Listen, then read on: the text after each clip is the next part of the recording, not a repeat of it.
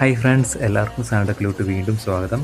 നമുക്കിടയിൽ ഒരു പറ്റം ജനത ജീവിതത്തിൽ ഒരു കാറ് ലക്ഷ്യമാക്കണമെന്നൊരു ആഗ്രഹത്താൽ അവർ സ്വരുക്കൂട്ടിയ ചെറിയ സമ്പാദ്യത്തിൽ നിന്ന് ഒരു ചെറിയ വിഹിതം ഇന്നും മാറ്റിവെക്കുന്നുണ്ട്.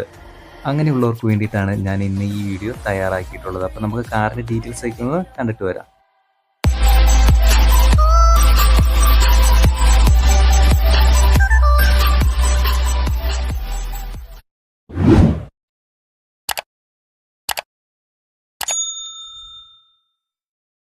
മാരുതി ആൾട്ടോ കേട്ടൺ ഇതൊരു 1 ലിറ്ററിൻ്റെ എഞ്ചിനാണ് വരുന്നത്. ട്രാൻസ്മിഷൻ ഓട്ടോമാറ്റിക്കും മാനുവലും ഉണ്ട്. ഫ്യൂല് CNGയിലും പെട്രോളും വരുന്നുണ്ട്. അതുപോലെ 7 വേരിയൻസ് ആയിട്ട് അവൈലബിൾ ആണ്. ഇതിൻ്റെ ബേസ് വേരിയൻറ്റ് വരുമ്പോൾ കേട്ടൺ STD ആണ്. അതിൻ്റെ എക്സ്ഷോറൂം റേറ്റ് വരുന്നത് 3,99,000. ഓട്ടോമാറ്റിക് സ്റ്റാർട്ട് വരുന്നത് ആൾട്ടോ കേട്ടൺ VXi 80ലാണ്. അതിൻ്റെ എക്സ്ഷോറൂം റേറ്റ് വരുന്നത് 5,56,000 ആണ്. ഫുൾ ഓപ്ഷൻ വരുമ്പോൾ ആൾട്ടോ കേട്ടൺ VSI S CNG അതിൻ്റെ എക്സ്ഷോറൂം റേറ്റ് വരുന്നത് 5,96,000 ആണ് വരുന്നത്. ഇനിയിപ്പം ഈ ഒരു STD ബേസ് വേരിയൻറ്റ് വരുമ്പോൾ അതിൻ്റെ ഓൺ റോഡ് പ്രൈസ് വരുമ്പോൾ 4,43,171 ഇതിൻ്റെ എഞ്ചിൻ്റെ പവറിനെ പറ്റി പറയുകയാണെങ്കിൽ 5,500 RPM 65 bhp പവറും 3,500 RPM 89 Nm ടോർക്കുമാണ് വരുന്നത്. അതുപോലെ ഫ്യൂൽ ടാങ്ക് കപ്പാസിറ്റി വരുന്നത് 27 ലിറ്ററാണ്. ഇതിൻ്റെ ടേണിംഗ് റേഡിയസ് വരുന്നത് 4.5 മീറ്റർ ആണ് വരുന്നത്. അതുപോലെ ഫ്രണ്ടിൽ ഡിസ്കും ബാക്കിൽ ഡ്രമ്മുമാണ്. ലെങ്ത് നോക്കുമ്പോൾ 3,530 mm, width 1,490 mm, height 1,520 mm, boot space 214 ലിറ്ററും വീൽ ബേസ് 2,350 mm ആണ് വരുന്നത്.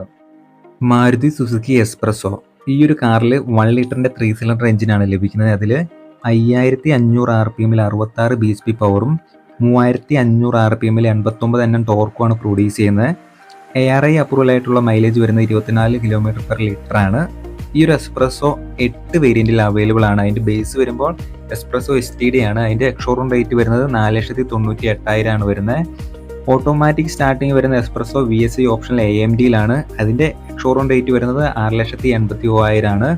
ഫുൾ ഓപ്ഷൻ VSI S CNGയിലാണ് വരുന്നത്. അതിൻ്റെ എക്സ്ഷോറൂം റേറ്റ് വരുന്നത് 7,16,000 ആണ്. ഇനി ഈ എക്സ്പ്രസോയുടെ മെഷർമെൻറ്റ് നോക്കുമ്പോൾ ലെങ്ത് വരുമ്പോൾ 3,565 mm, width 1,520 mm, height 1,553 mm, wheel base 2,380 mm, ground clearance 180 mm ആണ് വരുന്നത്. റെനോൾട്ട് കിഡ് ഈ ഒരു കാറിൻ്റെ എഞ്ചിനെ പറ്റി പറയുകയാണെങ്കിൽ 1 ലിറ്ററിൻ്റെ 3 സിലിണ്ടർ എഞ്ചിനാണ്. അതിൽ തന്നെ 5,500 RPM 67 bhp പവറും 4,250 RPM 91 Nm ടോർക്കുമാണ് പവർ പ്രൊഡ്യൂസ് ചെയ്യുന്നത്. ARI അപ്രൂവൽ ആയിട്ടുള്ള മൈലേജ് 21 അതുപോലെ ഈ ഒരു കിഡ് 9 വേരിയൻസിൽ അവൈലബിൾ ആണ്. അതിൻ്റെ ബേസ് വേരിയൻ്റെ സ്റ്റാർട്ടിംഗ് പ്രൈസ് വരുമ്പം എക്സ്ഷോറൂം റേറ്റ് നോക്കുമ്പോൾ 5,47,000 ആണ്. ഇനി ഓട്ടോമാറ്റിക്കിൻ്റെ സ്റ്റാർട്ടിംഗ് പ്രൈസ് വരുമ്പോൾ 6,50,000. ഇനി ഫുൾ ഓപ്ഷൻ നോക്കാൻ നേരത്ത് അതിൻ്റെ എക്സ്ഷോറൂം റേറ്റ് വരുന്നത് 7,66,000 ആണ് വരുന്നത്.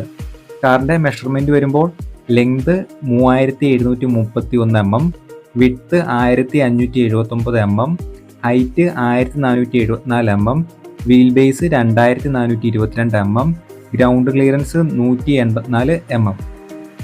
മാരുതി സ്വിഫ്റ്റ് ഈ ഒരു കാറിൽ 1.2 ആയിട്ടുള്ള 3 സിലിണ്ടർ എഞ്ചിനാണ് ലഭിക്കുന്നത്. അതിൽ 5,700 RPM 80 bhp പവറും 4,300 RPM 111 Nm ടോർക്കുമാണ് പവർ പ്രൊഡ്യൂസ് ചെയ്യുന്നത്.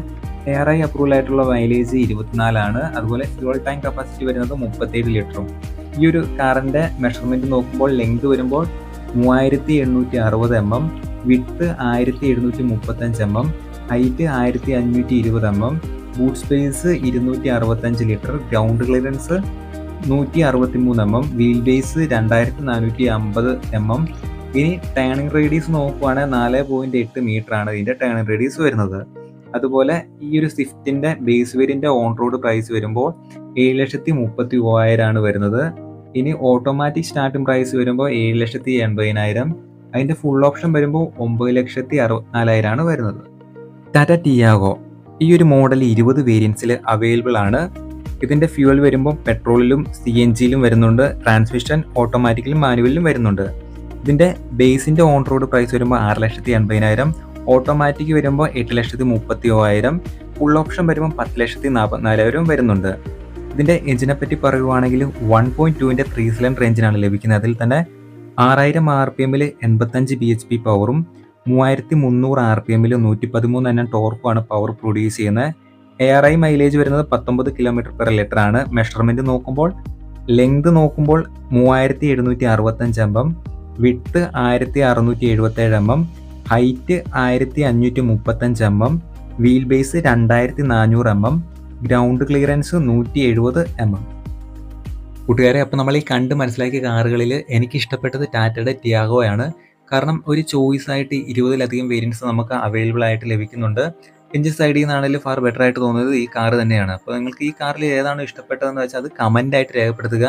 അതുപോലെ നിങ്ങൾക്കൊരു നല്ലൊരു കാർ എടുക്കാനായിട്ട് എൻ്റെ ഈ വീഡിയോ സഹായമാവുമെന്ന് ഞാനും കരുതുന്നു. നിങ്ങൾക്ക് ഈ വീഡിയോ ഇഷ്ടപ്പെടുവാണെങ്കിൽ ലൈക്ക് ചെയ്യുക, ഷെയർ ചെയ്യുക, സബ്സ്ക്രൈബ് ചെയ്യുക. അടുത്തൊരു വീഡിയോയിൽ പുതിയ ഡീറ്റെയിൽസുമായിട്ട് വീണ്ടും കാണാം. Thank you.